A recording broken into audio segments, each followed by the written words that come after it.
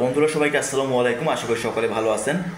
তো আপনার channel monetization করার আগে যেসব বিষয়গুলো আপনার অবশ্যই মাথায় রাখতে হবে, আদারওয়াইজ আপনি আপনার চ্যানেল মনিটাইজেশন করতে পারবেন না। তো যেসব বিষয়গুলো আপনাকে অবশ্যই মাথায় রাখতে হবে, তার মধ্যে প্রথম হলো কপিরাইট স্ট্রাইক এবং কপিরাইট ক্লেম। সো এই দুইটা যেন আপনার চ্যানেলে না থাকে। তো কপিরাইট স্ট্রাইক হলো আপনি যদি অন্যের ভিডিও কপি করে নিয়ে আসেন এবং সেই চ্যানেলের ওনার যদি আপনাকে স্ট্রাইক দেয়, তাহলে সেটা হলো কপিরাইট স্ট্রাইক। সো এটা যদি আপনার চ্যানেলে থেকে থাকে, তাহলে আপনি ওটা 3 মাস পর যখন ভ্যালিড হয়ে যাবে, তখন আপনি মনিটাইজেশনের জন্য অ্যাপ্লাই করবেন। এবং copyright claim, so copyright claim হলো আপনাকে যে মিউজিক ক্লেমগুলো দিবে, তো ওটা যেন বেশি না থাকে। ক্রোম ব্রাউজারে ঢুকে তো কপিরাইট ক্লেমগুলো আপনি সরিয়ে এরপর আপনি অ্যাপ্লাই করুন।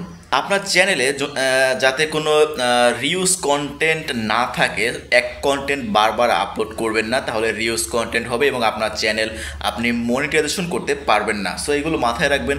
কপিরাইট স্ট্রাইক যেন না থাকে, কপিরাইট ক্লেম যেন না থাকে এবং রিউজ কন্টেন্ট যেন না থাকে। এবং অবশ্যই আপনার যেসব ভিডিওতে বেশি করে ভিউ পেয়েছেন, ওইসব ভিডিওর থাম্বনেলটা যেন সেম না থাকে।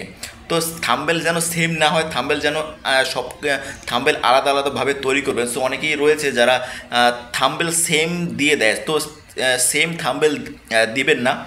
এবং আপনার ভিডিওর টাইটেল এবং ডেসক্রিপশন যেন ঠিকঠাকভাবে থাকে। সো এইগুলো কিন্তু ইউটিউব চেক করবে। চেক করে যদি কোনো গন্ডগোল দেখে, তাহলে কিন্তু আপনি মনিটাইজ পাবেন না। সো ম্যাক্সিমাম সময় দেখা যায় যে রিউজ কন্টেন্টটা আসলে একটু বেশি আসে। সো অনেকে দেখা যায় যে একই কন্টেন্ট বারবার দিয়ে থাকে এবং অন্যের কাছ থেকে ভিডিও ডাউনলোড করে, ইউটিউব থেকে ডাউনলোড করে সেটা আবার এডিট করে ভয়েস দিয়ে আপলোড করে। তো সেক্ষেত্রে অনেক সময় রিউজ কন্টেন্ট ধরে। সো এইগুলো থেকে বিরত থাকবেন।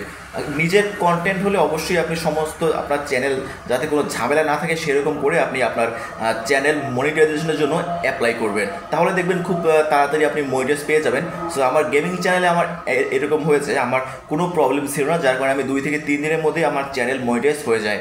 সো আরেকটা বিষয় হলো মিসলিডিং মেটা ডাটা। আপনি ভিডিও তৈরি করেছেন একটা, কিন্তু টাইটেলে লিখেছেন অন্য একটা। সো এক্ষেত্রে কিন্তু আপনার ইউটিউব আপনাকে ধরে ফেলবে এবং আপনার চ্যানেলে কিন্তু মনিটাইজ দিবে না। এটাকে বলে মিসলিডিং মেটা ডাটা।